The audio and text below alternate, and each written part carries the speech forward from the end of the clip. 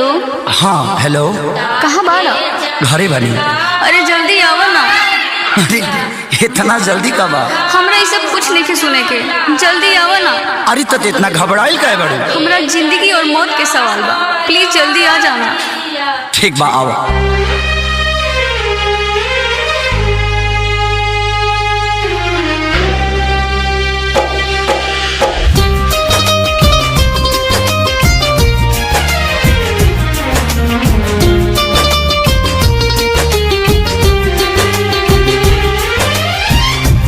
masti.in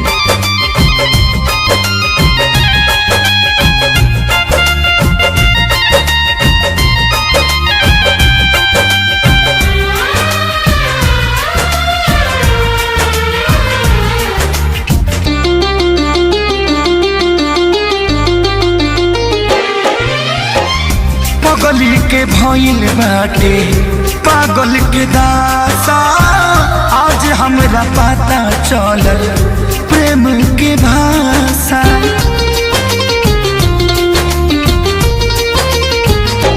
हाँ पगली के भइल बाटे पागल के दासा, आज हमरा पता चलल प्रेम के भाषा।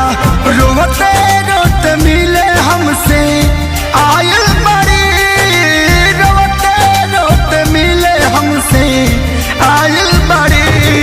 हमर जान आज हरदी से लटाइल बड़ी, हमर जान आज हरदी से लटाइल बड़ी।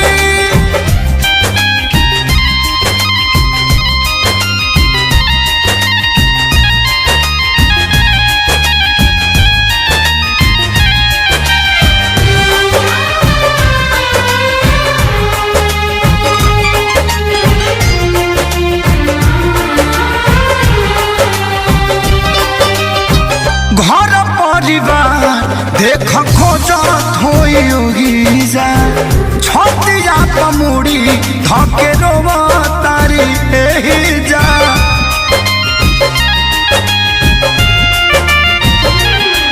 हथवा के मेहदी मिटावेली इ तो हमरे के समझावेली। अखिया बाल राइल पागा लाइल बड़ी, अखिया बाल राइल पागा लाइल बड़ी। हमर जान आज हरद से लटाइल बड़ी, हमर जान आज हरद से लटाइल बड़ी।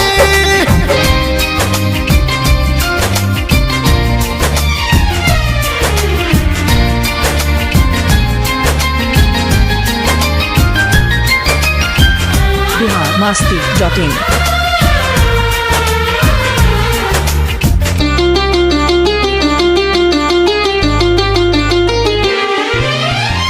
रोवाला से इनका झर बनावा के पाता, प्यार के मतलब रब जिया जुए बुझाता।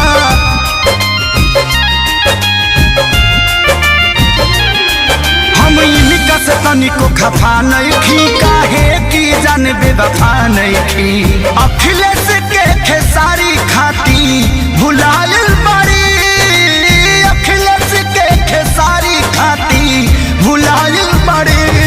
हमर जान आज हरद से लटाइल बड़ी, हमर जान आज हरद से लटाइल बड़ी। ए जान हम तो के छोड़ के ना जाए। सुना, कुर्बानी के नाम ही तो प्यार होला, और प्रेमी से बढ़ के परिवार होला। सबके इज्जत के बात बजान, तोहरा चले के परी चल। masti.in